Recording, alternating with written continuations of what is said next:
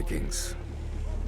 Over 1,000 years ago, these fierce warriors swept like a storm through the world.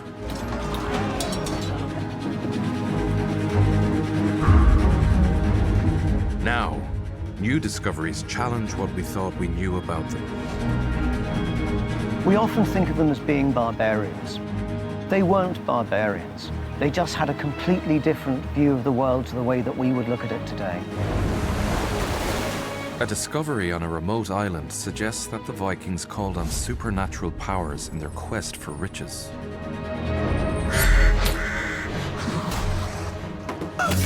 They were hostile, violent, and destructive.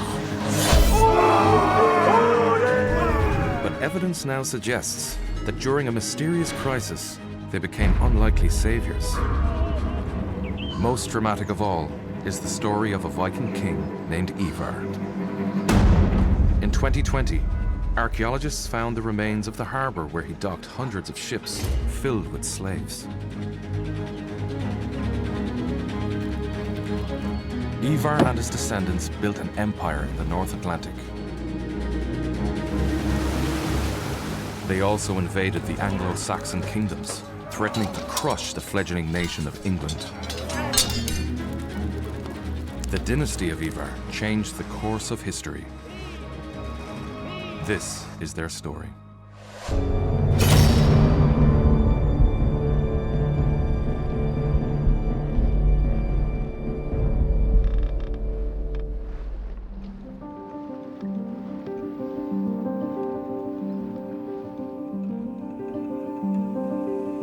Who were the Vikings? And why did they leave their homes to raid and invade far-off lands? To answer these questions, we must follow the trail back to its source. Many Vikings originated in Norway and its oldest city, Tonsberg. Vikings founded a trading post here towards the end of the 9th century. Today, the city is home to the Oseberg Viking Heritage Foundation.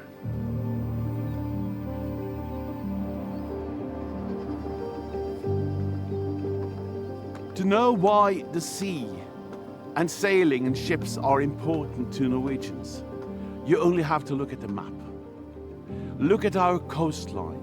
Look at all the fjords and all the inlets and all the islands.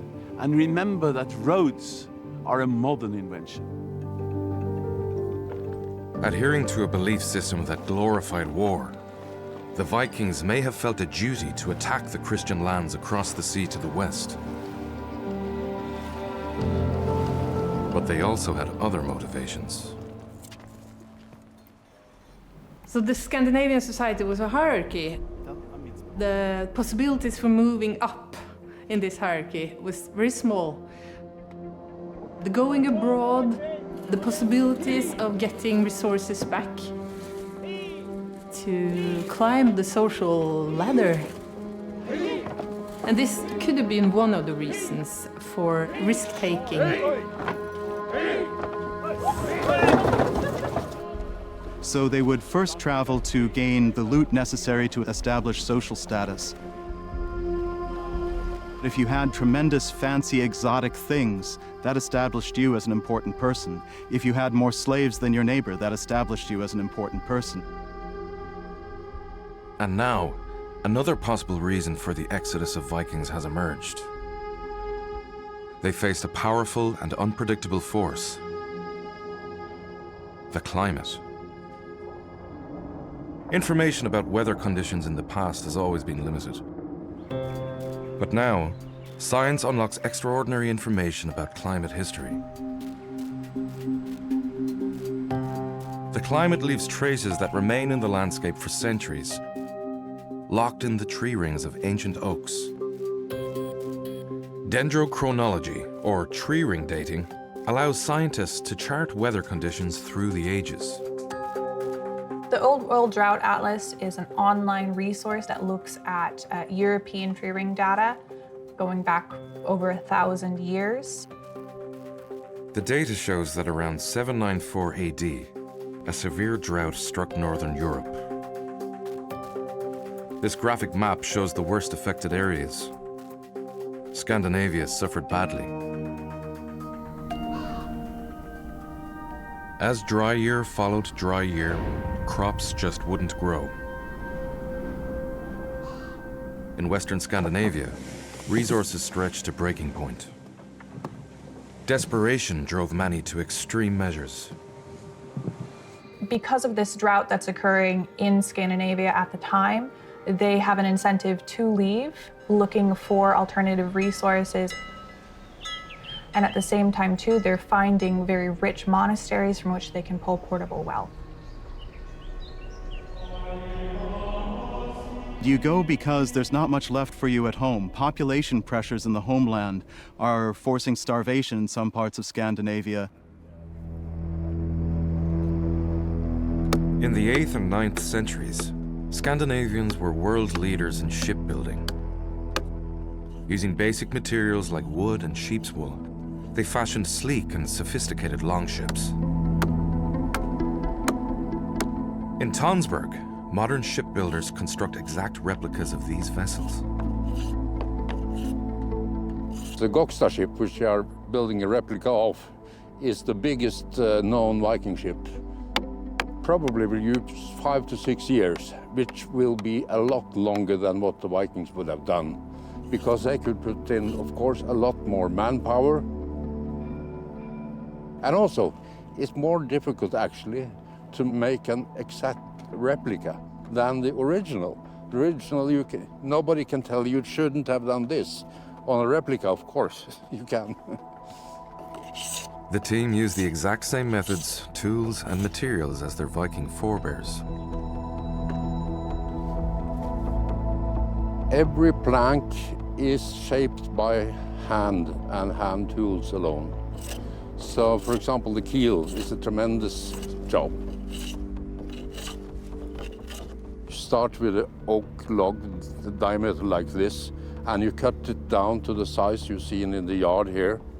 It's a tremendous amount of work. When building the Gokstad ship, we are trying to make it as close to the original as is possible to do. That includes using the same kind of tools that the Vikings would have used, and also the same kind of timber for the ship itself, which means, for example, we won't use a saw, because the Vikings didn't have saws. We can still visit original Viking ships. Archaeologists have unearthed several that the Vikings buried over 1,000 years ago.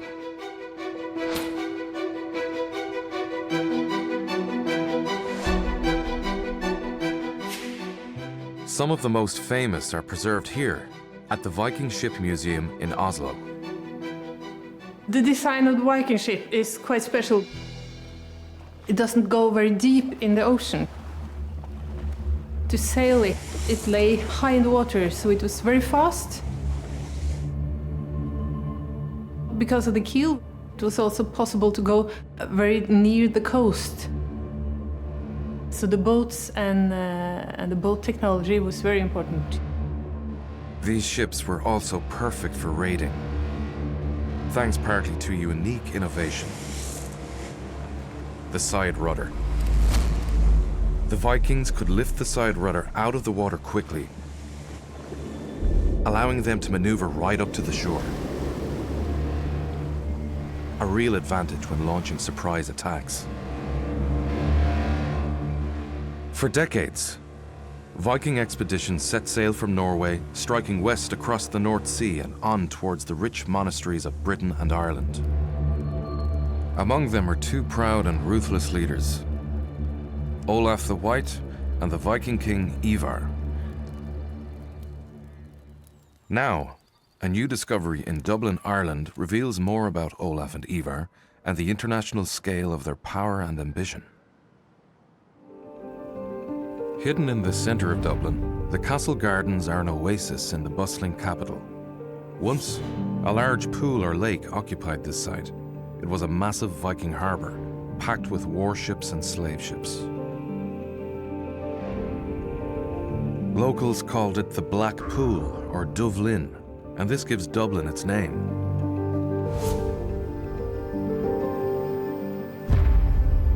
Now, archaeologists uncover exciting traces of the birth of a city.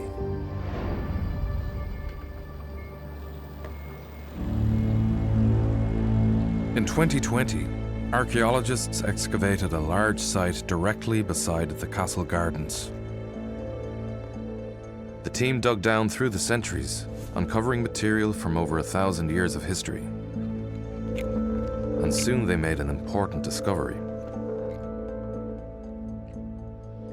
The archaeologists believe they have unearthed part of Dublin's original Viking harbour.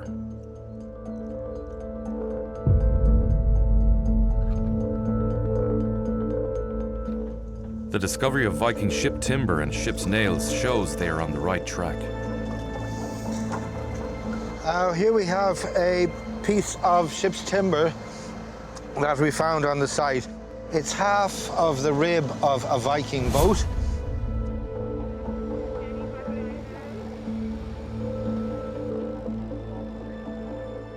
The evidence suggests Dublin's Viking harbour was huge, large enough to accommodate 200 ships. But who built it? Could it be the Viking kings who ruled Dublin from around 850 AD? So these characters, Olaf and Ivar, kind of burst into the Irish historical scene in the early 850s. They're two leaders who are working together. In some sources, they're identified as brothers. And they are politically active for over 2 decades in Ireland. The new discoveries at Ship Street show just how extensive the Dublin settlement was under Ivar's rule.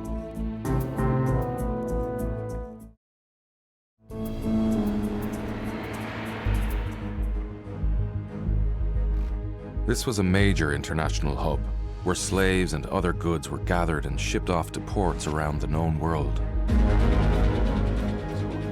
Through a combination of war, trade, and settlement, Ivar and his descendants changed Western Europe, helping to create the region we know today.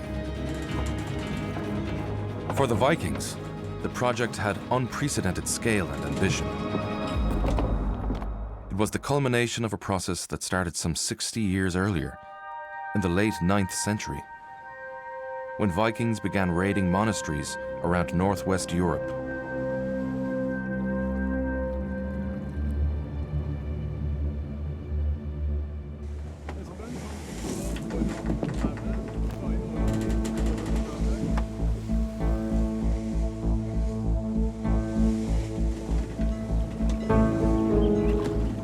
The Norse at this time in Scandinavia were not practicing Christians.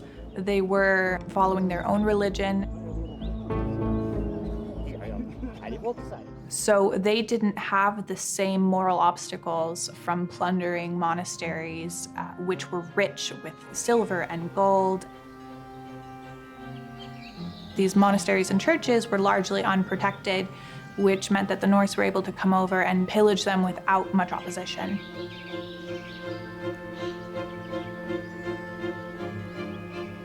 They were easy targets. The church settlement is an easy target. Vikings are not here to lose their lives. Vikings are here to gain the plunder they need to take back as easily and with as little cost on their end as possible. They were businessmen. And so they came in, 2 or 3 ships. After scouting the area, they knew where they were attacking.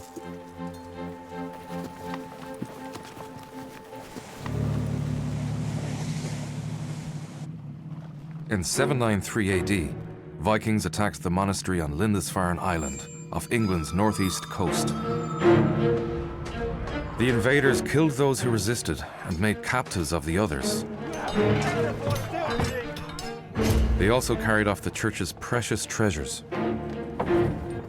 Soon, others would follow their lead. Vikings didn't set out initially to come to Ireland. They gradually came down the Atlantic, really, and they would only have travelled in the summertime. Initially, they went what is called a Viking, hunting for prey. They weren't out to conquer anywhere. They were just plunderers, raiders. They came down the Scottish Islands, down along, touching mainland Scotland, the north and the west, and then touching the north part of Ireland, Rathlin Island, down into the Irish Sea.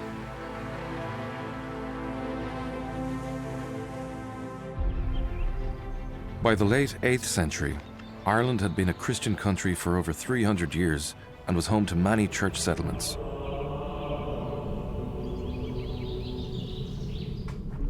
These monasteries produced art objects and stunning illuminated manuscripts. But Ireland wasn't simply a land of saints and scholars.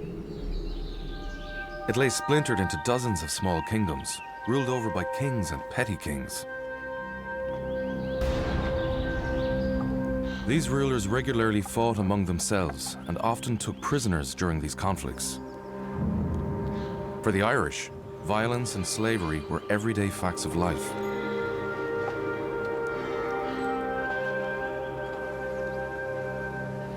The main ways that the landscape of Ireland differs now to the Viking Age is in terms of forest cover. Ireland was thickly forested in large areas during the Viking Age. The landscape would have been less passable than it was nowadays because there would have been these tracts of forest and bogland to negotiate. For the Vikings, the sea wasn't a barrier, that was a routeway. Many monasteries were located around the coast, on islands and promontories. Lying just off the Antrim coast, Rathlin is one of Ireland's most northerly islands. The abbot Comgall founded a monastery there around 580 AD.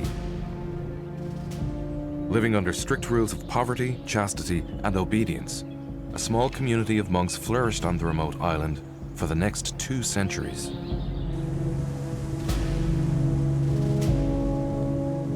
But in 795, Viking longships headed southwards along Scotland's west coast in search of targets and booty. Rathlin and its monastery lay directly in their path.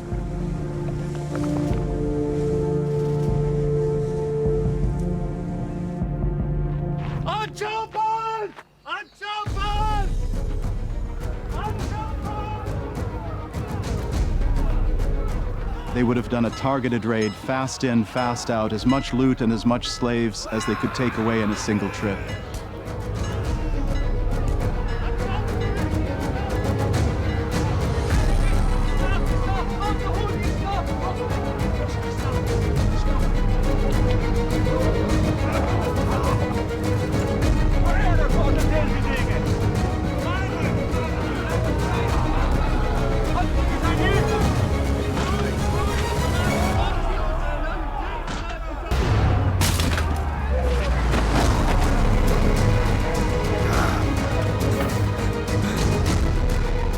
The attackers plundered the sacred shrine. Those who resisted were taken prisoner or killed. Then they set fire to the monastery.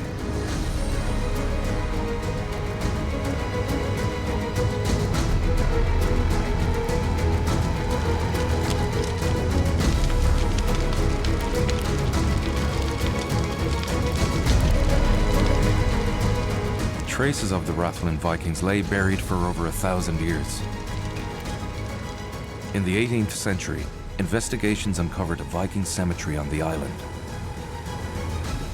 And a few years ago, archaeologists made a fascinating discovery nearby.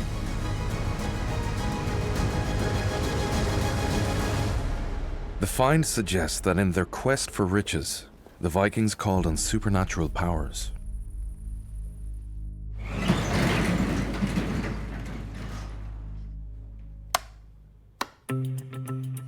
In 2018, the renovation of a house in Rathlin village uncovered the remains of a woman. Buried alongside was an ancient brooch. Its presence indicated that whoever this woman was, she died a very long time ago. In Belfast, archaeologist Stephen Gilmore carried out a post-excavation analysis of the remains. Once we'd recovered the archaeology, we cleaned the bones. She had lived a very hard life, and there was a great deal of evidence of wear and tear in her joints, evidence of degenerative joint disease, osteoarthritis in her back, evidence of it in her kneecap, her hip joints, her hands, her neck. Basically, she would have lived in constant pain.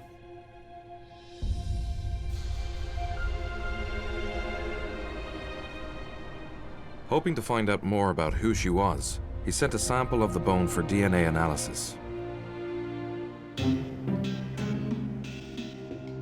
The Department of Genetics at Trinity College Dublin is at the forefront of modern genetic research.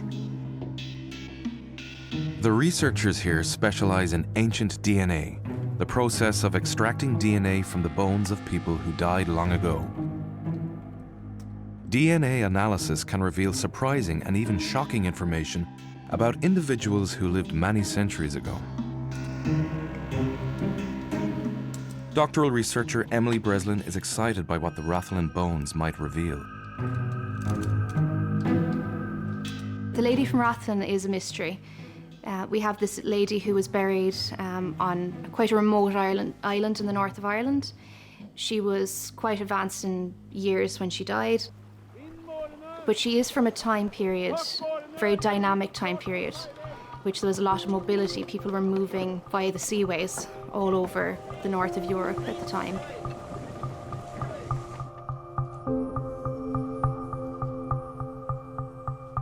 Extracting DNA from modern day individuals is very, very easy. We can get DNA from the blood, tissues, even saliva. It's a completely different matter when we're dealing with archaeological remains. Much of this material, we're not actually going to get any usable amount of human DNA out of this. But there are some skeletal elements that are particularly good at preserving ancient DNA, what we call the petrous temporal bone, which surrounds the inner ear. Ancient bones are often in such bad condition that survival of a petrous bone is by no means guaranteed. Luckily, the Rathlin remains yield a usable sample. The team carry out the analysis and are surprised by the results. The genetic analysis confirmed that she was female, and she was estimated to have almost fully Norwegian-like ancestry, with no detectable trace of an Irish, Scottish-like ancestry. She doesn't have the blonde hair and blue eyes that are the sort of stereotypical image of Vikings. She had dark brown hair, brown eyes, and a lighter skin tone. I know we all have the idea of, the classic Viking with blonde hair and blue eyes. But we also see diversity. We have got Vikings with darker pigmentation as well. The scientific analysis tells us a lot about the Rathlin woman. She was not native to the island, but grew up in Norway. But she's still cloaked in mystery. Who was she? And how did she come to die on a lonely island so far from home?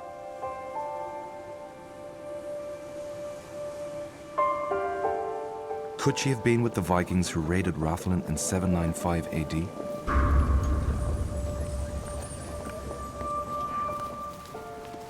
She obviously wasn't a settler because there's no evidence of Viking settlement in Rathlin. You don't bring an old woman on a raid or trading mission without a very good reason. You want your ship filled with active oarsmen, active warriors. Her role in a military mission, I think, it's much more difficult to explain. In this condition, be a part of a working team on a boat is not likely. And then, of course, you can look at other possibilities. The Vikings may have thought the woman could call on supernatural powers to aid their mission. Is there a possibility that she was their wise woman? You know, you need somebody to protect you from the curses of the churches that you're knocking over. Maybe this was this woman's role. Magic seems to be associated with female characters. The female sphere in the Viking Age, in the written sources. And this has actually a parallel in the Greek mythology and many other mythologies, that sort of the household magic is a sort of a female sphere. What we call magic and sorcery, what they probably would call part of the living world. Also something to do with our modern way of understanding this phenomenon, because magic was probably as real to them as electrical objects are for us today. Whether or not they believed they had supernatural assistance, the Vikings continued to raid monasteries with deadly efficiency. In 807, they burned the church settlement on Inishmurray of Ireland's west coast. It seems the same raiders then continued down the coast in search of further prey.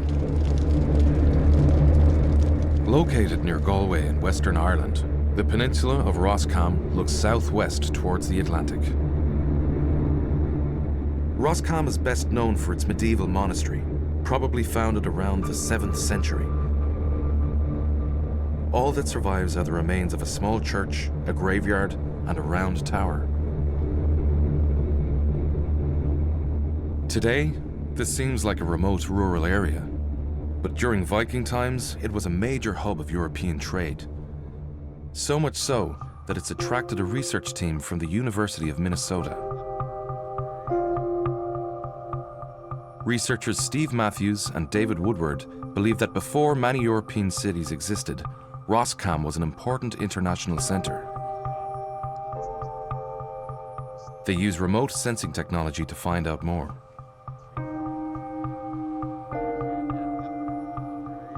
It works by shooting a pulse into the ground. It refracts back disturbances in the ground. And what we're looking for is refractions that show human habitation or human, so right angles, square features, longer features that wouldn't necessarily be a geological feature. The data suggests this open field was once crowded with buildings.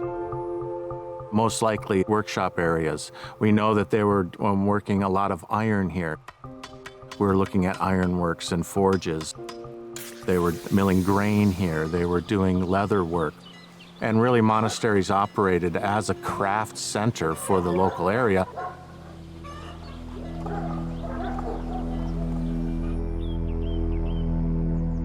Roscommon would have been a center of industry and trade, where all sorts of goods circulated, and a tempting target for the Viking raiders. It's hard to know what the Vikings knew about Roscommon before they came. It may have been a target of opportunity, but the site certainly was connected with much larger trade routes in the Atlantic. The trade routes which we know were begun in the Bronze Age with the Phoenicians that stretched from North Africa, Egypt, up the coast of Spain, all the way here to Galway Bay, north to Scotland. These trade routes would have been known to the monks at the time, and if the Vikings didn't know where they were coming at the time of Roscommon, interviews with monks would tell them exactly where the monasteries were. When we think of Ireland today, we think of it as a land. When you lived here in the 6th, 7th, 8th century, you thought of it as a gateway to the water. The water is the highway to the world. The Vikings understood this, the Irish understood this.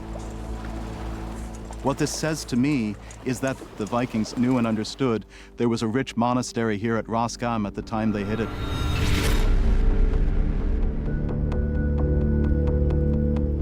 The medieval Irish annals are year-by-year records of important events, written down by monks.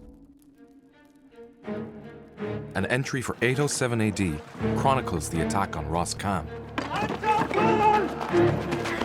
The heathens invaded Roscommon. The moon was turned to the color of blood. The moon turning to blood, often that's interpreted as an eclipse. But that's our own modern thinking. We think, okay, a blood moon means an eclipse. A blood moon just means the moon is red as blood.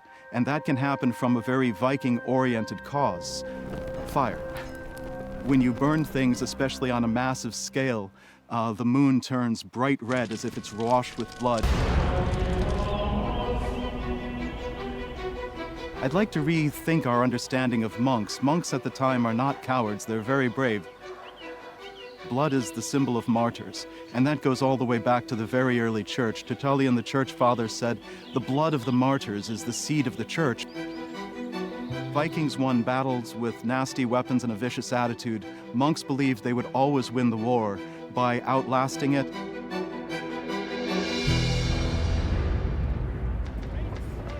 Even so, the Viking raids had a devastating impact, both physically and psychologically. People lived in fear of the threat that lurked on the sea. Wherever the Vikings struck, the only trail they left was the blood washed out with the tide. The quick-fire raids continued for decades. The Vikings carried off their booty and returned home. But from around 840 onwards, they started to establish more permanent settlements.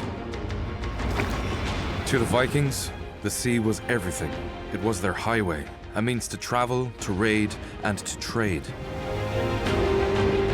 So when they decided to set up permanent bases, it made sense to use sites on the coast and on rivers.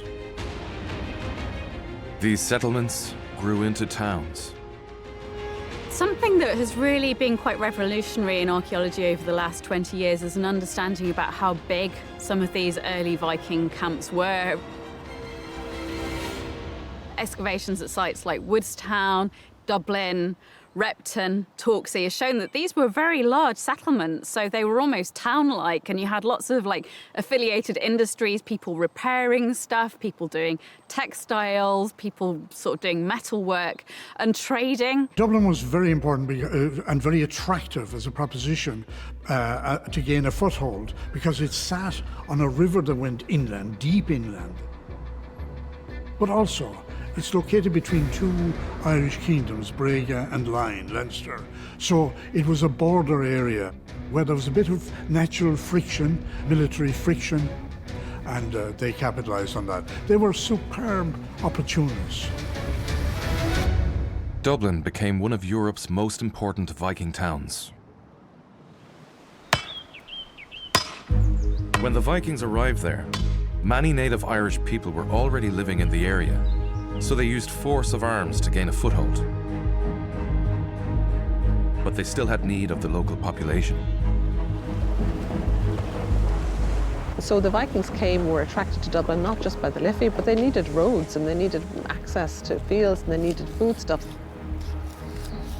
Well, they had to have interaction with the hinterland and the Irish. They must have been trading with them or they would not have survived. So the population of Dublin wasn't massacred or disposed of in any way. They were literally conquered. The Vikings who settled in Dublin may have managed to subdue the local Irish, but they quickly faced a critical threat to their power.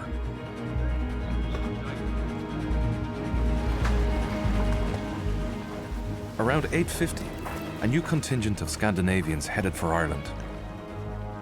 The Irish called them the Dark Foreigners. When this group emerges, they are in conflict with other bands of Vikings that are in Ireland. One group is called the Dark Foreigners, and one group is called the Fair Foreigners. Using the terms dark and fair in other contexts in Irish language, they can sometimes mean new and old. The idea of maybe older being fairer, more eminent, and newer sort of then having slightly negative connotations. The new or Dark Foreigners were led by two formidable Viking kings, Ivar and Olaf the White. They seemed like a different breed, more ambitious and ruthless than the Fair Foreigners. And soon, they showed their predecessors who was in control.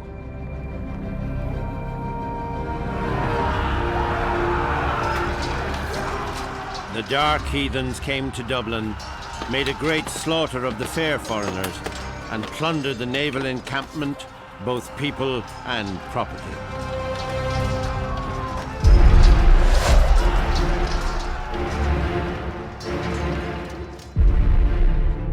Ivar and Olaf were now in command of the Dublin settlement and its extensive harbour.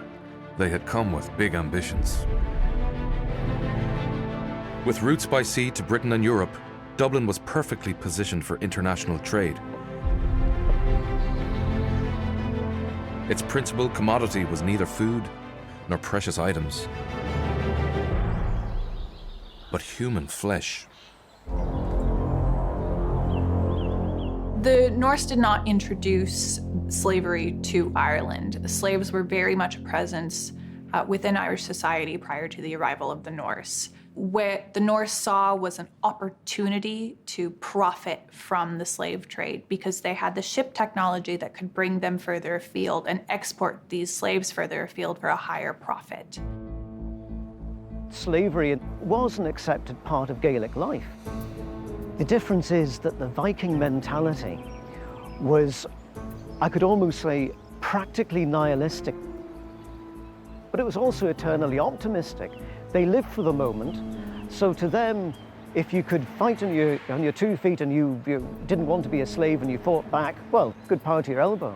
But if you couldn't withstand them, then you were fair game.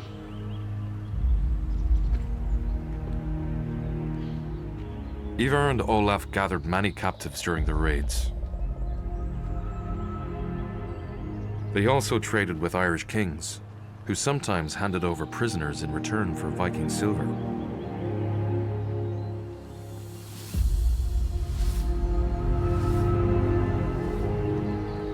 The Viking kings planned to make Dublin the slave trading capital of Europe.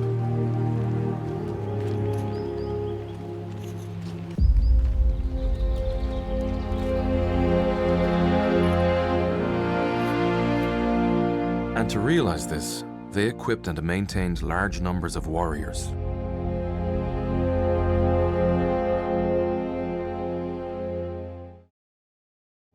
Archaeologists have uncovered the truth about this forgotten army, buried beneath this quiet parkland. At Island Bridge in Dublin, the National War Memorial Gardens are a calm and poignant place. The site commemorates thousands of men and women who gave their lives in the First World War. But this place is also connected with another army, one from much longer ago. During the 19th century, railway construction work nearby unearthed human remains from 1,000 years earlier. Island Bridge was home to a great Viking cemetery. Archaeologists Maeve Sikora and Barra O'Donovan believe it to be one of the most important anywhere in Europe. The Liffey is on our left, and then we have the ridge that the town was built on, running on the right, and the railway came in between these. It did, yeah, and I think that's really the reason that all of these discoveries happened. There was a massive amount of industrial activity. Kilmainham Island Bridge is a massively important Viking concentration of Viking burials, and it's the largest west of Norway. Some of the graves belong to women, but most belong to young males. Fighting men buried with their weapons. So what's remarkable about Island Bridge and Kilmainham is the number of swords that were found, which is, you know, indicative of a warrior elite, really, that were operating in Dublin at this time. Work on the War Memorial Gardens during the 1930s revealed more remains.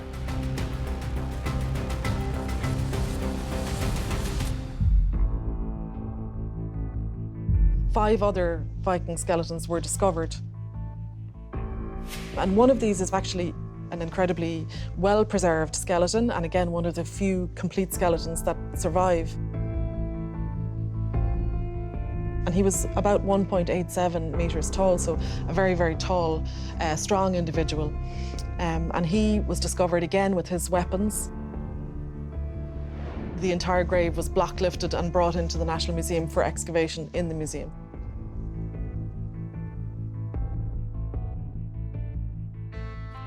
The most recent discovery turned up outside this small gate lodge at the edge of the park. During the 2000s, a contractor laying cables here unearthed a sword and part of a spear. Further investigation revealed human bones.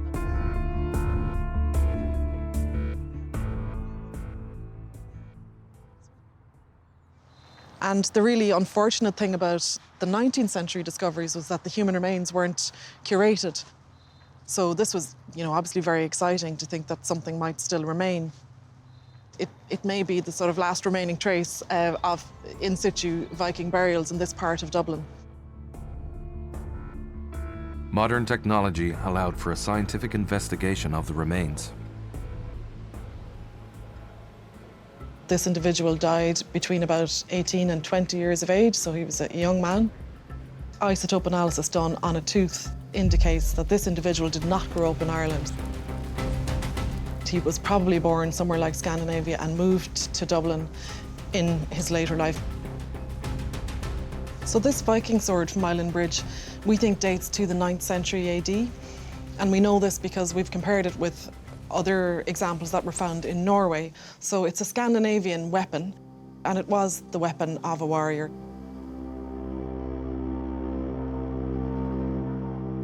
This young man had status. He may have been the son of a Viking lord or king. Like the other warriors whose graves lie deep in Island Bridge, he was buried in the late 9th century, around the time when Ivar and Olaf ruled Dublin.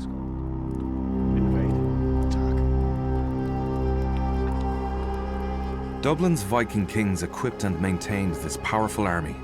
But why?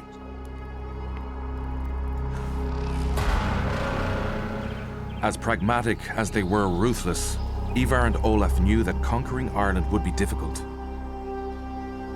The range of different power groups made it next to impossible for the Vikings to occupy the country. Easier conquests could be made elsewhere. The Viking kings looked to the land that lay eastwards, across the grey swells of the Irish Sea. In 865 AD, Ivar embarked at the head of a force of Dublin Vikings. They journeyed to the east coast of England, where they joined up with other Viking bands. These warriors were united by a common goal: to conquer England. They are known as the Viking Great Army. They were intent on conquest. Ivar is remembered both in history and in legend as being a prominent leader within the Viking Great Army. We can see him moving between both islands for the purpose of political campaigns. The Vikings moved into Northumbria. With two local kings locked in a bitter civil war, the region was in disarray. Taking advantage of the chaos, the Viking army captured the region's main city, York. Faced with a common enemy, the rival kings put aside their differences and tried to recapture York. But the invaders defeated and killed them. For decades to come, York would be a Viking city.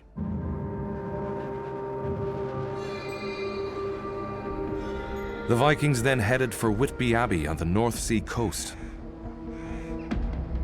These Gothic ruins date from the 13th century, but hundreds of years earlier, an even older monastery stood here. A Viking warband, led by Ivar himself, attacked and ransacked the place. Soon afterwards, it stood abandoned and empty. In the late 860s, the Viking army invaded the Anglo-Saxon kingdoms to the south, laying waste to large parts of the country. This was a clear change of strategy for Ivar and the other Viking leaders. Instead of making quick smash-and-grab raids, they now focused on conquering large tracts of territory. Ivar's campaign in Britain succeeded beyond his wildest hopes. At York, he established a new base, a counterpart to the Viking kingdom of Dublin. We sometimes have stereotypes of Vikings as kind of meatheads who didn't really plan things out, but to organise such a successful political kingdom that stretched across the Irish Sea, that required a huge amount of planning. Ivar and Olaf had also gathered a huge supply of the most lucrative commodity in the Viking world. In 871, the annals recorded a dramatic event. Olaf and Ivar returned to Dublin with 200 ships, bringing with them in captivity to Ireland a great prey of Angles and Britons and Picts. In all, there must have been thousands of prisoners. For the Vikings, these captives were an extremely valuable commodity. They became part of a slave-trading empire stretching from Ireland to Scandinavia and the distant reaches of Europe.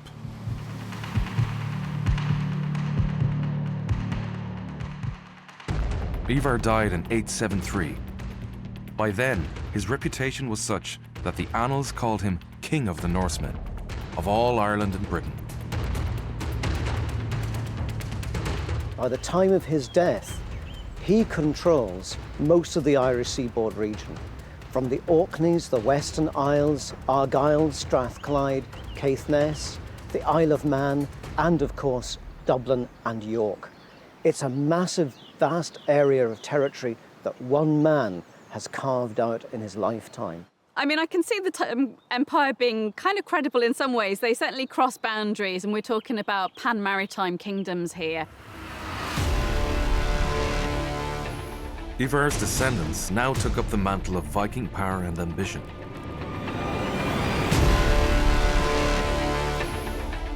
One after another, his sons and grandsons succeeded him as kings of Dublin.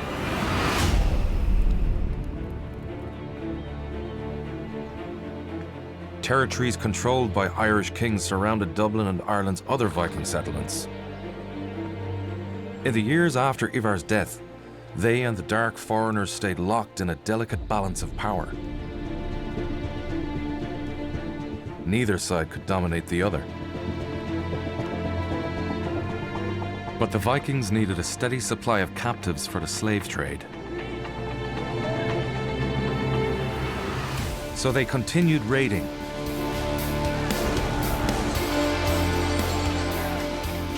Attacking settlements and monasteries that lay under the protection of the Irish kings. Just north of Dublin stood the Irish kingdom of Brega, centred around the ancient passage tomb of Knowth.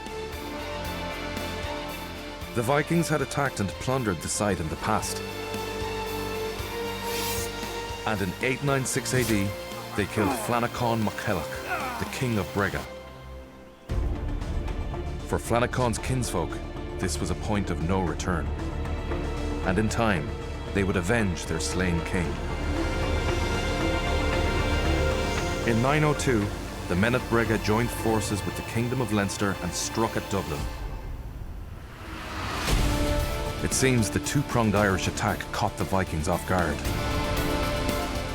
They were at the height of their power, you know, that they had already won sort of great victories in Britain and Ireland, and so to overturn that would have required quite a lot of planning and good luck to achieve that victory.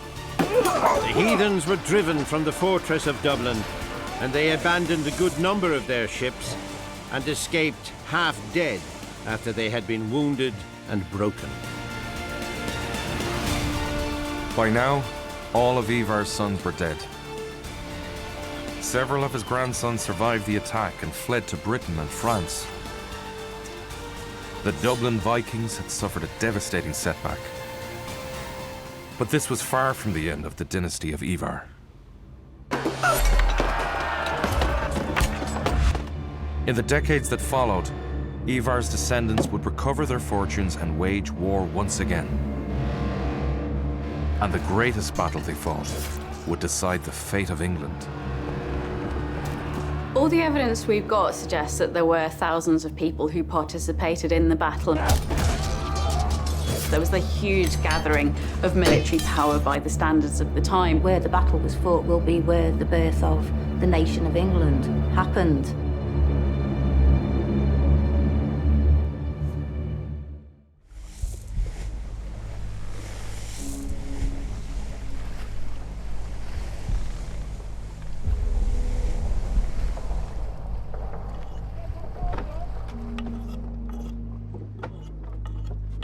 The Vikings.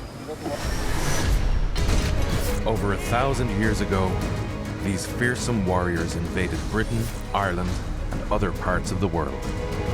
They were masters of trade, exploration, and colonization. The Vikings still beguile and fascinate us today, but few know the story of one of their greatest dynasties, founded around 850 AD by a mighty king called Ivar. Ivar and his descendants built an empire in the North Atlantic. These Vikings brought chaos to the lands they invaded. But their contributions to trade, society, and culture became mainstays of society. The battles they fought decided the fate of Northwest Europe for centuries to come. And now, science suggests they may have saved one country from disaster.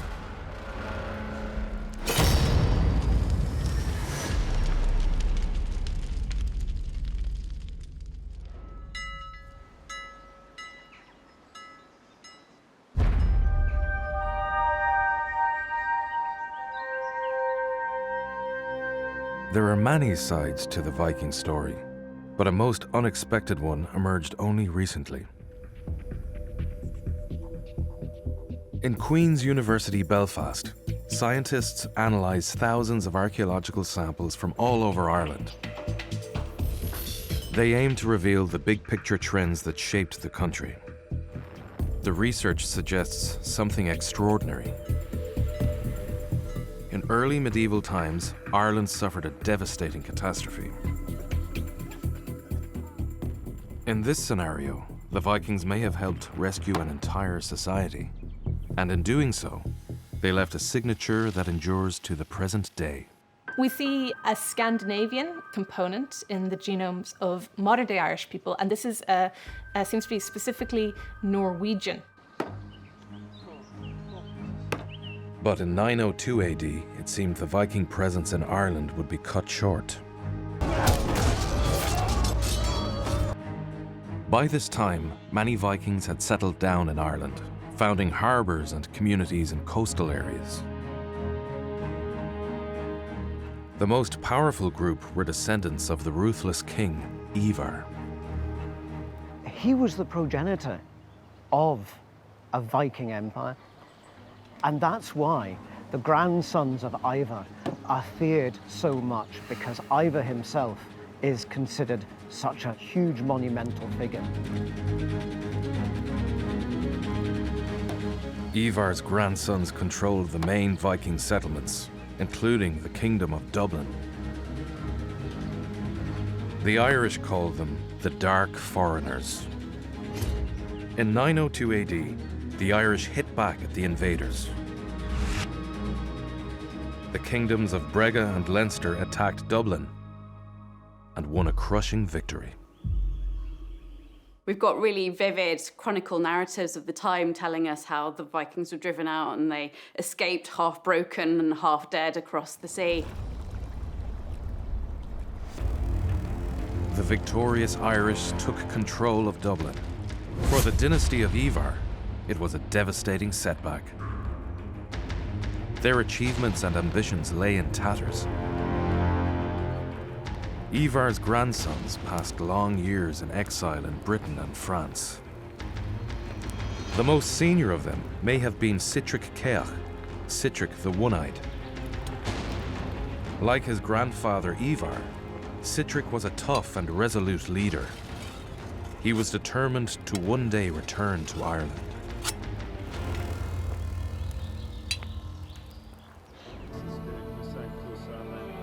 In 917, 15 years after the defeat of the Vikings, the Irish witnessed strange omens.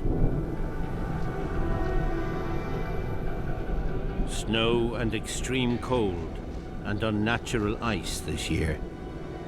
Horrible portents also. The heavens seemed to glow with comets, and a massive fire appeared with thunder in the west beyond Ireland, and it went eastwards over the sea.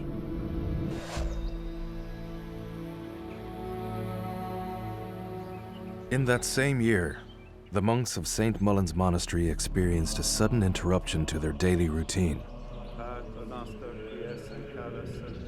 The monastery's location on the River Barrow in southeast Ireland gave it easy access to the outside world. But this also exposed it to Viking attackers, who'd already plundered it 3 times. And now, it seemed they would do so again. Because incoming on the river were Viking ships. Their commander was Sihtric Caoch himself. If you actually were to be standing by the banks of the Barrow and witnessing the sight of what would have been a royal fleet coming up the Barrow, launching itself and landing, which must have struck terror into anybody's heart if they saw these things, because they knew that absolute vengeance and bloodshed was heading their direction. 15 years before, the men of Leinster had driven Sihtric out of Dublin. Now, he had a chance to settle the score. Irish warriors were on the march nearby, led by Ogier, the King of Leinster.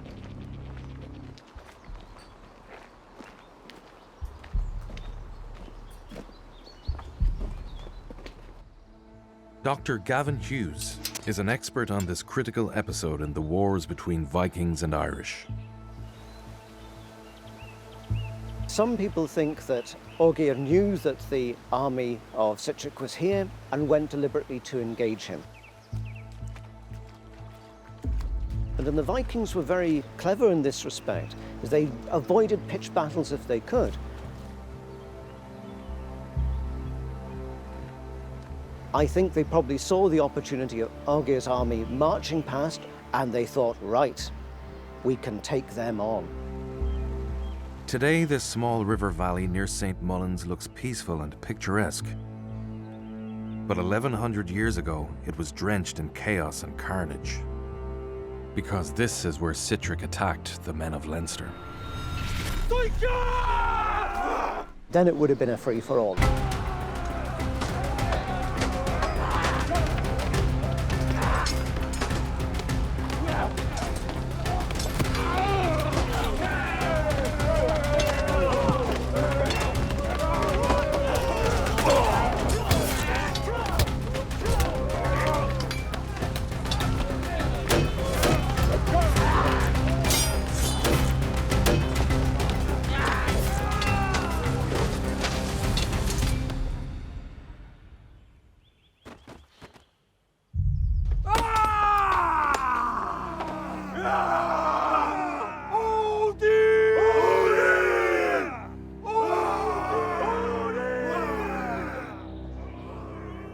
When the fight was over, many men lay dead. Most of them were Irish. The Vikings had the victory.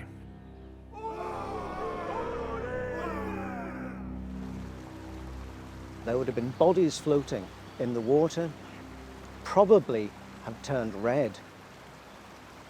What is so important about the battle that happens here, Sihtric's warriors go straight into Leinster. They push on up to Dublin.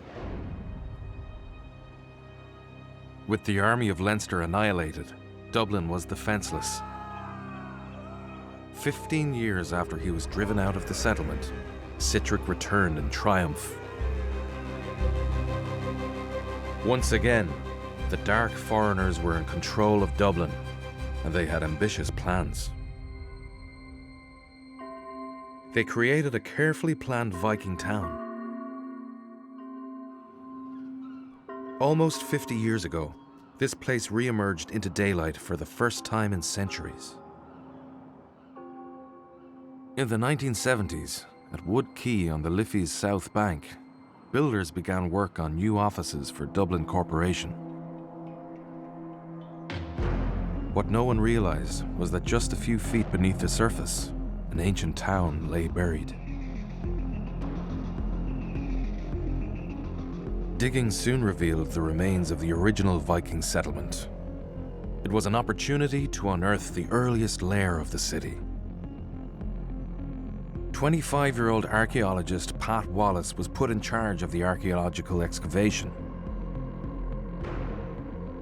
What he discovered was breathtaking.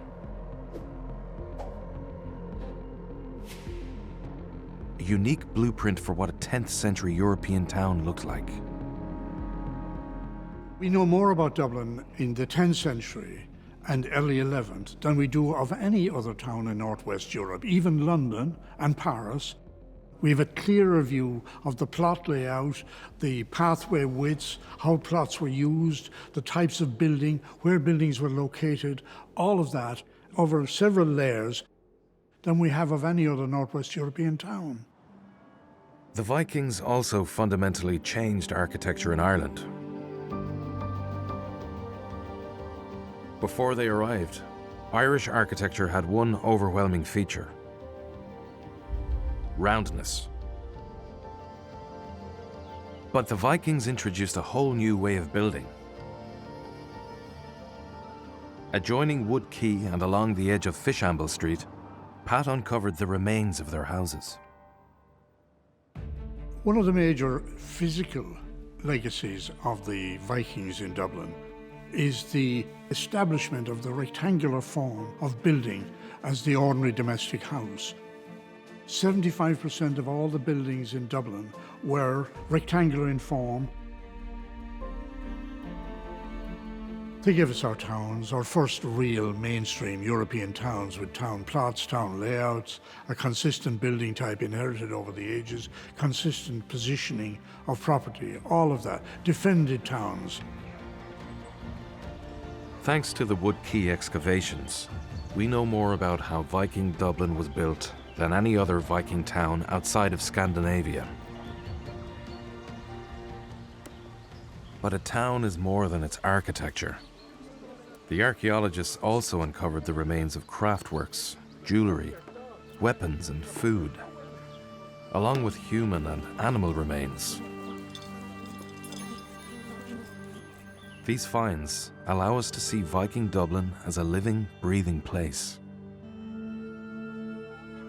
A place where sanitation was rudimentary, where the smells of dirt and offal mingled with livestock and food, where people traded human flesh alongside finely crafted products. A vibrant and savage place where criminal justice equaled iron, blood, and death.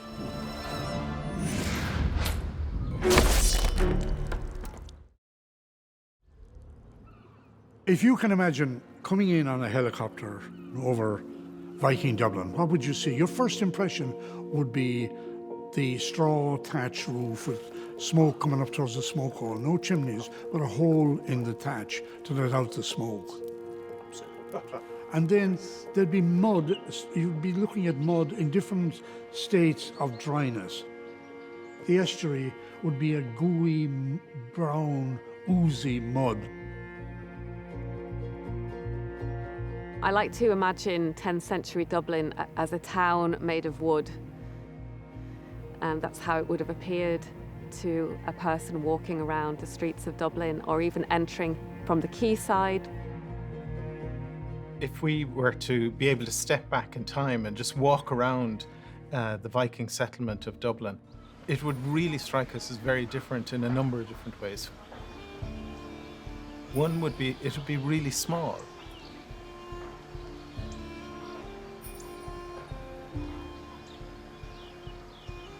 The other thing that I think as, 21st century people that we would notice straight away is the smell. I think it would be an assault on our senses in a way that, walking in a modern Western city is not. Small though it was by our standards, this fledgling city was an epicenter of global trade. At this stage, this is what you're starting to see, is people who are doing craft working and industry using imported raw materials from the Baltic and the North Atlantic sea trade, and they're turning them into commercial goods that can be sold out of the port of Dublin. Certain houses were amber working centres. Now, amber obviously isn't native to Ireland, it's brought from the Baltic by the sea trade. They were making beads and amulets and artefacts that would have been sold on then to other markets. Just like in a modern city, the inhabitants of Viking Dublin paid attention to their personal appearance. They were very sophisticated, and we could tell that from the clothes that they wore. We find fragments of woven woolen garments, of silks coming from the Far East, of leather shoes that are beautifully manufactured. They wore their wealth in their jewellery and in their clothes. Viking Dublin pulsated with life, and yet sometimes death came suddenly and dramatically. Because the town dispensed rough justice.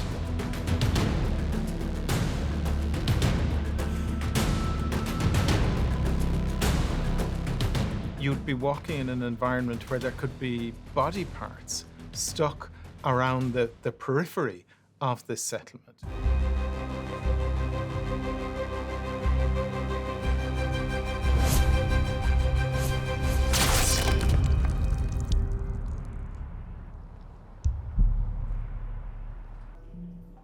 Hidden beneath the ground where the town's ramparts once stood, archaeologists found a jumble of human skulls.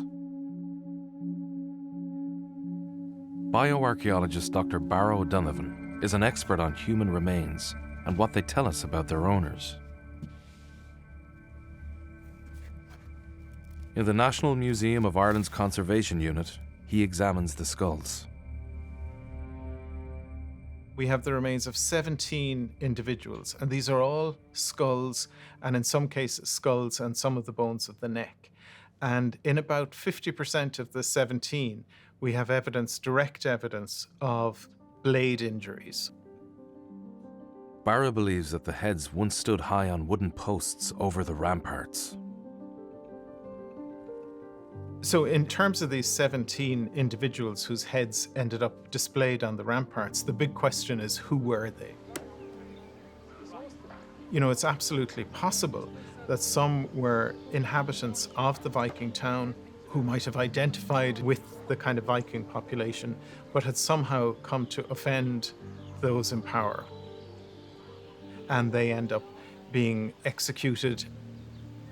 So there's pretty strong evidence that that's what we're dealing with these heads. These were trophies placed around the ramparts of the city. It could be that some were local people who intermingled with the Vikings. One of the ways in which we've looked at that is to look at the stable isotope signature of their teeth, because you are what you eat. The chemical makeup of the teeth reflects where you grew up. And that has given us equivocal results that most seem to be local to the hinterland of Dublin. Now, whether that means they're insiders or outsiders in the context of 10th century Dublin, that's a very difficult question to answer, because, Dublin was very much a melting pot. You had a mixture of immigrant Vikings, but then you also have the local population mixing. We will never know exactly what crimes might have motivated the executions. We do know that the Vikings cherished their jewelry and other valuables. Above all, one precious metal entranced them: silver. The Vikings traded goods far and wide, and in return, silver flooded into Ireland from the outside world. The silver is the main barometer of wealth in Dublin, and in Ireland in the Viking Age. And we have different types of Irish metalworking traditions and art and design impinging on Viking silver. We find silver hoards all over Ireland. There are over 100, some with coins. Some hoards are connected with unusual and mysterious places.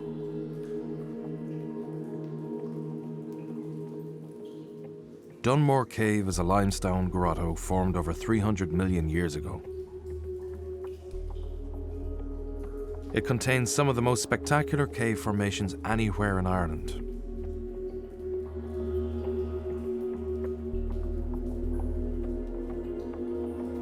From ancient times, the cave had a reputation as an ominous and forbidding place.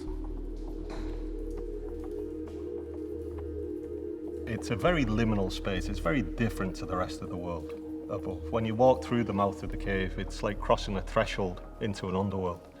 And that naturally conjures up certain kind of beliefs and certain kind of concerns, should we say.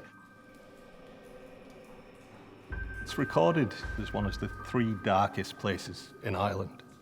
There was a guy writing in the 18th century, and he described entering into the cave as like walking into the mouth of a wild beast with 10,000 teeth above your head and 10,000 more below your feet. Despite, or maybe because of the cave's sinister aura, over 1,000 years ago, someone used it for safekeeping. In 1999, this shadowy crevice yielded a treasure trove. It consisted of around about 43 different objects. There was coins that came from the Saxon kingdoms in England. There was a small thread of silk that came from a very high status garment, perhaps a headscarf or something like that. There was also buttons with silver wire, which were quite unusual and very, very interesting. These are actually for a cloak. They're kind of knitted wire, silver wire. Now this is the biggest size, but there were smaller ones. These would have been plucked from a cloak. Very valuable cloak, probably worn by a very rich town person. Most likely the cloak's owner was a wealthy Viking, but it's unlikely that this person stashed the buttons in the cave. Instead, it seems someone else hid the silver for another purpose. Was it a foundless hoard, somebody who was going to melt it down and turn it into silver ingots? Because silver ingots are the handiest way of transporting silver for a merchant or for a tradesman. If so, this merchant must have traded something in return for the items.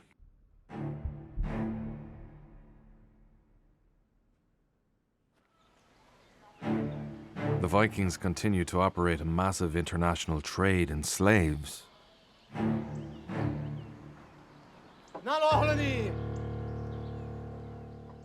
And for it, they needed a steady supply of captives. The Irish kings saw that opportunity and bought into it. So they sold the slaves from their enemies to the Norse to be sold abroad. The silver that we find is probably as a result of selling slaves to the Norse for profit.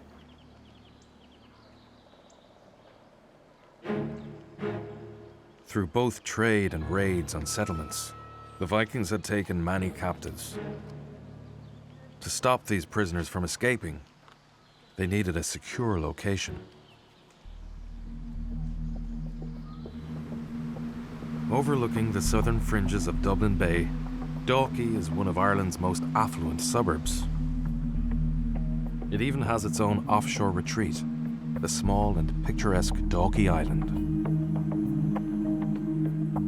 But when the Vikings controlled this area, the inhabitants were anything but rich. The etymology of the name Dalkey is quite interesting in itself. So the Irish sources in the 8th century record it as a place called Delganish. So Delg, Irish for thorn, and Inish, Irish for island. And that was then adopted as a place name by the Norse as Dork, thorn, and Oi, or A, island. So that's the origin of the place name. The Vikings used this place for a very specific purpose. Archaeologist Ruth Johnson believes it's all to do with its setting. You could describe Dalkey Island almost like the Viking Alcatraz. It was a place where slaves were brought and held, probably only for a very short period of time prior to being taken to the slave market at Dublin. Well, Dalkey Island was the perfect location, really, for holding slaves captive. It's about 300 metres from Dalkey Harbour. Now, that sound is extremely treacherous, so it would have been very hard to swim across that sound as a captive.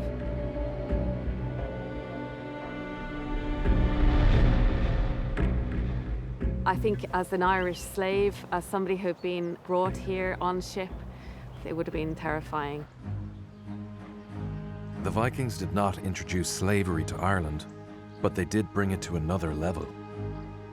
With their large harbours and huge fleets, they had the infrastructure to run a global trade in human flesh. The slave route stretched eastwards to Russia and the Middle East and northwards into the Atlantic. As the slaves moved, so did their masters. A new DNA study plots how Viking genes spread throughout Europe. In 2020, we had a huge study that aimed to basically characterize the genetic impact of the Viking Age in Scandinavia itself and on Europe more broadly. Scandinavia at this time, it's a very dynamic place.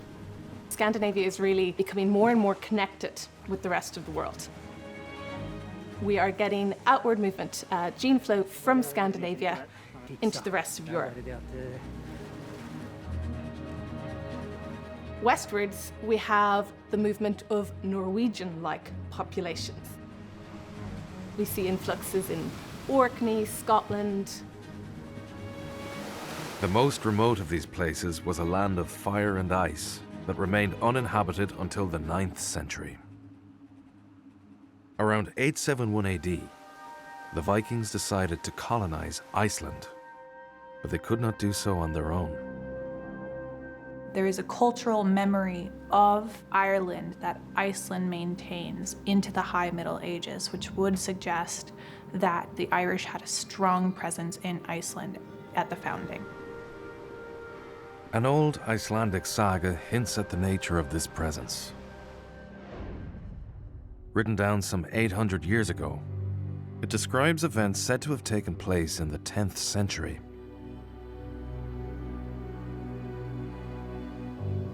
One of the saga's characters is a Viking merchant named Höskuldur. He travels from Iceland to Scandinavia, where he meets a Russian slave trader. The Russian shows Höskuldur some female slaves he is up for sale.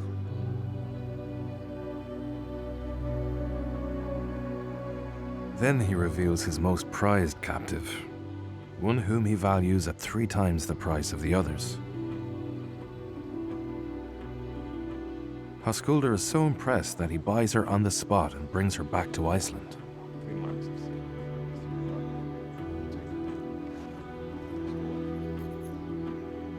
Her name is Melkorka, and she turns out to be an Irish princess, captured in a raid and sold into bondage. She later bears a son who travels to Ireland and meets his grandfather. Now we have to remember the sagas are medieval Icelandic literature. They're not primary contemporary sources, but they do keep the oral tradition of the Viking Age. Although a saga character, Melkorka is probably based on a real person. And now, science confirms that many other women shared her fate. A genetic study has recently been conducted that looked at the bones of the early Norse settlers in Iceland And what they found is that over 60% of the women who settled in Iceland came from the British Isles. The patrilineal DNA suggests that over 60% of the men came from Norway.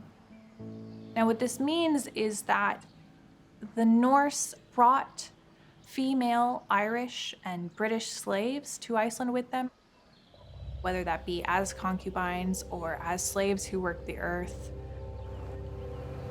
It was a very sad fate for any young, attractive woman that fell into the hands of the Vikings, because they literally would be just traded away. You get women that are trapped, if you like, because of who they are, you know, that they're at their high political status, and then you get the women that are trapped at the lower end of the scale as well. So I don't think it was a very good situation to be in. Families were split up, so the women, you know, were separated from their children, they're separated from their husbands. You can guess what the fate that awaited some of them. The dynasty of Ivar may have masterminded this program of mass slavery and transportation to a foreign land.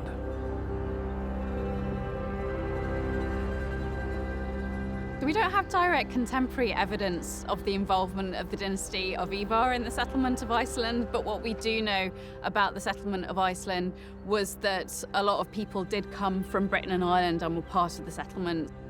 It's certainly the case that some of these must have been traded as slaves.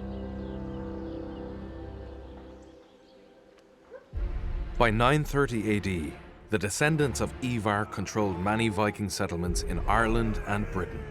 In Dublin and Waterford, they were all-powerful. They also dominated York and the Kingdom of Northumbria. But here, they faced a new threat, the Anglo-Saxon king, Athelstan.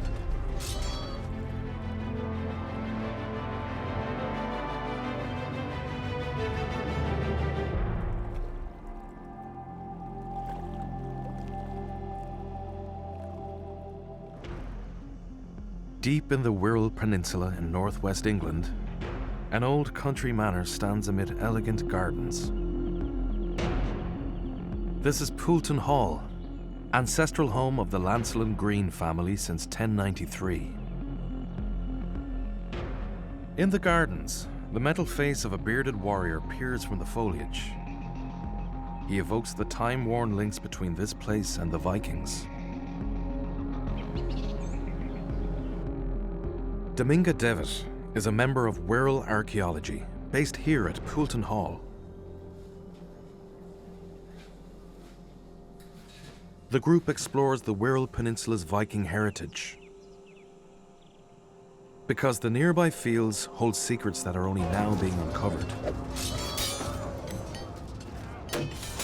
A large part of our work is the search for the site of the Battle of Brunanburh. We do have a firm belief that the battle was fought on the Wirral Peninsula, and we totally understand the massive importance of finding the site where the battle was fought will be where the birth of the nation of England happened. Fought in 937 AD, the Battle of Brunanburh was a winner-takes-all struggle for the fledgling nation of England. The seeds of the battle were sown over a decade earlier, when the Anglo-Saxon monarch Athelstan set out to bring all of Britain under his rule. At this time, Sitric Ceach, the Viking king who had wrenched Dublin back from the Irish, ruled Northumbria from its capital, York. When Sitric died in 927, Athelstan took the opportunity to capture York. Athelstan was trying to basically create an English kingdom. There was no unified kingdom of England before his reign, and he brings Northumbria under his control. So obviously this creates enemies. The creation of this unified English kingdom isn't, of course, seen as a threat by neighbouring peoples. In 934, in a show of strength, Athelstan marched his army north into the kingdom of Strathclyde and on into Scotland. The local rulers, Owain of Strathclyde and Constantine of Scotland, were powerless to stop him. In that same year, Olaf Guthfridsson, a great-grandson of Ivar, became the Viking king of Dublin. All of these groups, Constantine of Scotland, Owain of Strathclyde, and the Vikings of Dublin, all have a vested interest in Northumbria. These three kings had suddenly much more interest in common to defeat Athelstan. On their own, neither Olaf, Constantine, or Owain could beat Athelstan. But together, they might just have a chance. Sometime around 937, the three kings agreed to join forces and invade England. United for the first and only time, Olaf, Constantine, and Owain knew this was their best chance to defeat Athelstan. In Dublin, the Viking king assembled an army, a mixture of Viking and native Irish warriors. The Dublin warriors set sail in their ships. This wasn't the last army Ireland sent to invade England, but it was the last one to have any chance of success.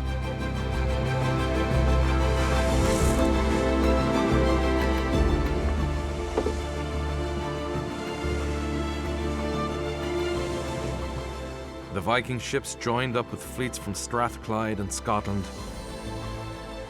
creating a huge armada. The records that we have suggest the fleet could have been over 600 ships, which would have been massive by the standards of the time. And I think we can all in our minds kind of imagine how that could have looked and how dramatic and intimidating that would have seemed. There's no consensus on where the fleet landed, or where the Vikings and their Scottish allies met the Anglo-Saxon forces. But many believe it was somewhere here on the Wirral Peninsula. The place name Brumborough in the Wirral fits quite well with the place name Brunanburh, which is recorded in the Anglo-Saxon Chronicle, which is our earliest historical narrative of the events in 937. This area was settled by Hiberno-Scandinavians, so it would have been a sympathetic region for an invading army to come to. This area is also very geographically accessible from Dublin. Recent discoveries in the Wirral support the idea that the battle was fought here. Investigating a field not far from Poulton Hall, Wirral archaeology unearthed some intriguing finds.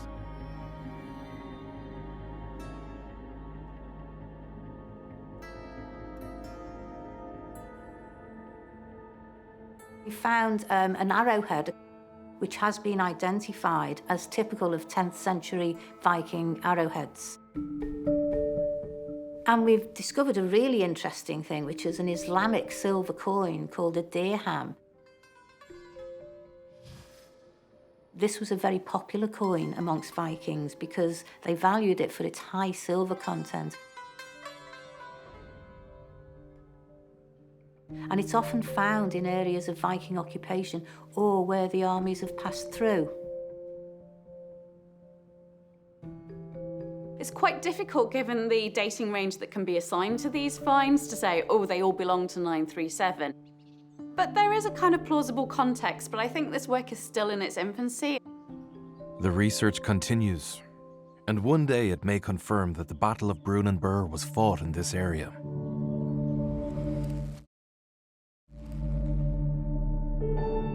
But wherever the battle took place, one thing is certain: it was a ferocious encounter. Dawn broke over a field that would soon be dark with blood.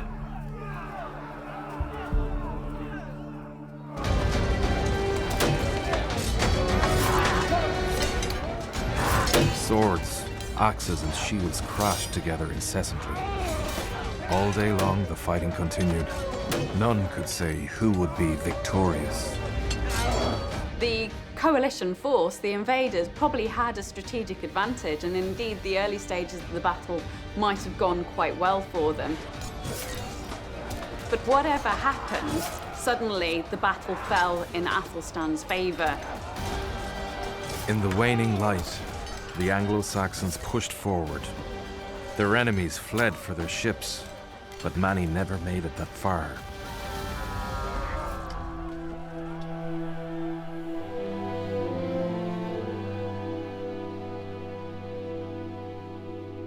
The bodies of the slain covered the field.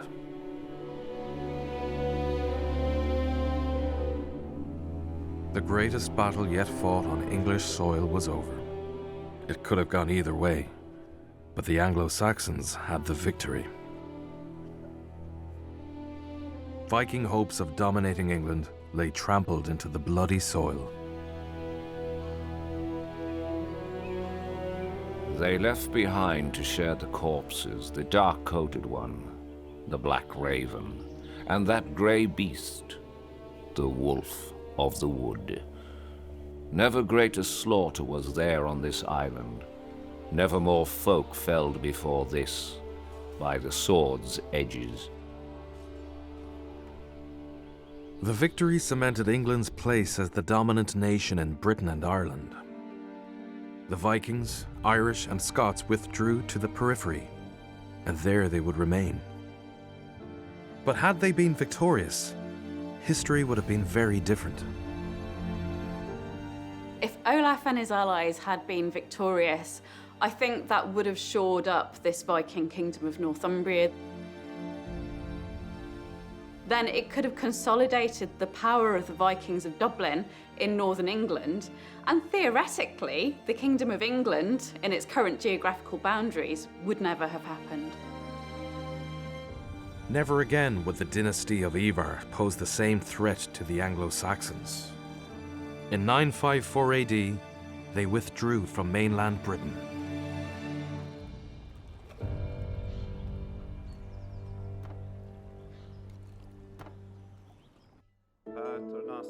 Gradually, almost all Vikings converted to Christianity.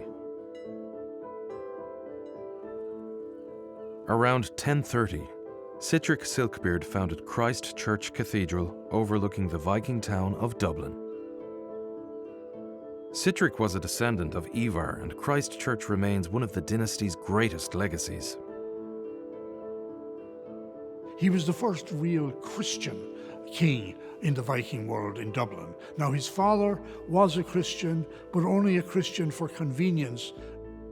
But his son, Sihtric Silkbeard, was a real Christian, introduced Christianity to Dublin, went on a pilgrimage to Rome.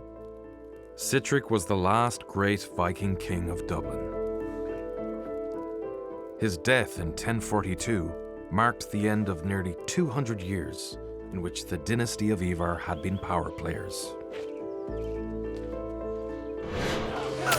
The age of the Vikings was over. Ever since, they have been remembered as savage raiders who plundered, killed, and enslaved, doing untold damage to society.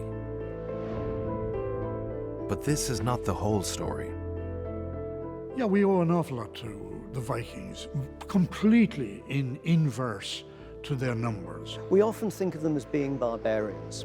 They weren't barbarians. They just had a completely different view of the world to the way that we would look at it today. The Vikings shaped modern society in ways no one could have foreseen. Ivar and his descendants marched in the vanguard of this change.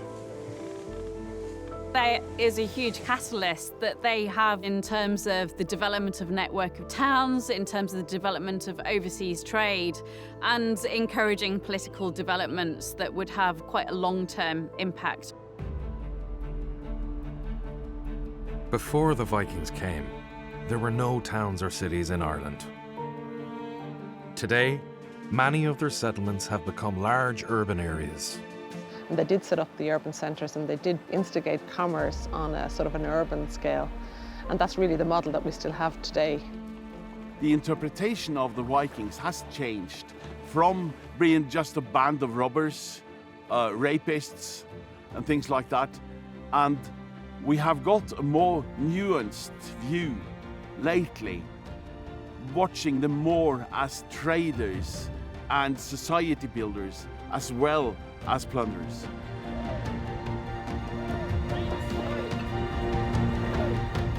And they may have contributed even more. Groundbreaking research suggests that early medieval Ireland suffered a mysterious crisis. And the Vikings may have played a role in its survival.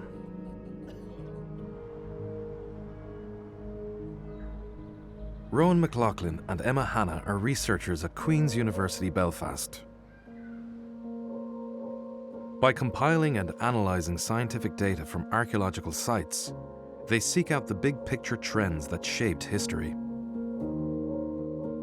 Archaeological sites are often just individual moments in time. What we can do is look at these over the long term by getting statistics from all these sites and modelling these data so that we can build up a continuous picture of how society evolved and how things changed from one century to the next. Most of this data came to light during the 2000s, when Ireland undertook a major road construction programme. The boom in motorway construction was a wonderful opportunity to look under the earth at what sort of archaeological sites were there. Before the motorways were constructed, the planned routeways had to be archaeologically investigated, and large-scale excavations took place in areas of the Irish landscape. Thousands of sites were discovered dating to all different time periods, but especially the early medieval period. And the material from these sites allows us to build up a picture of what happened in those centuries. Using a high-tech radiocarbon accelerator, scientists analyze this material. The process is called radiocarbon dating. All living things contain carbon, and a tiny fraction of this is naturally radioactive. So when a living thing dies, this radioactivity starts to slowly decay, and what the radiocarbon accelerator does is that it measures the number of radioactive atoms left in an archaeological sample, and from that measurement then we're able to work out how long ago that living organism lived. This method has been used to date over 10,000 radiocarbon samples from sites all over Ireland. What we can do is gather all that data together and analyse it in a way that tells us about how things changed over time. We can build up density models of the fluctuating levels of activity and use that to determine how many people were alive in the past. The calculations reveal something unexpected. The population of medieval Ireland experienced a sudden and dramatic decline. What we see is this peak at around the year 700, and surprisingly, it declines. Now, we would expect a society that's evolving, growing, to gradually increase in scale and increase in complexity, but this is not what the data are showing us. Instead, there's a very, very significant decline. Rowan then does a regional breakdown of the data, and this gives a clue to how Ireland survived the catastrophe. When we divide our data, we see similar patterns in the northeast and in the northwest and indeed the southwest, this overarching pattern of steady decline. In the southeast, we see something different. The decline happens later, and it is not as severe as what we see elsewhere. The southeast of Ireland, including Dublin, Wicklow, Wexford and Waterford, was where the greatest number of Vikings settled. The Viking influx might just have saved a population in crisis. The Vikings might have had a stabilising effect on the decline. The average age of people is getting older and older, and so fertility rates will get lower and lower.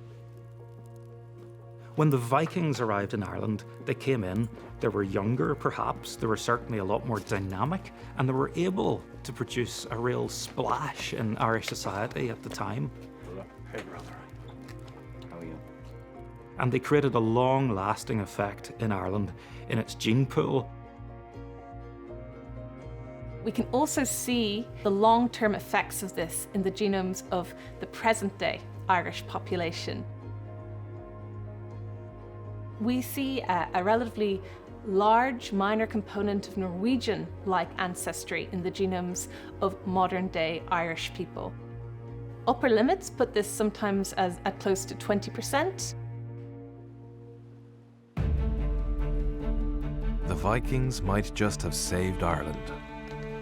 And the changes they brought still echo in society, not just in Ireland and Britain, but all across Europe.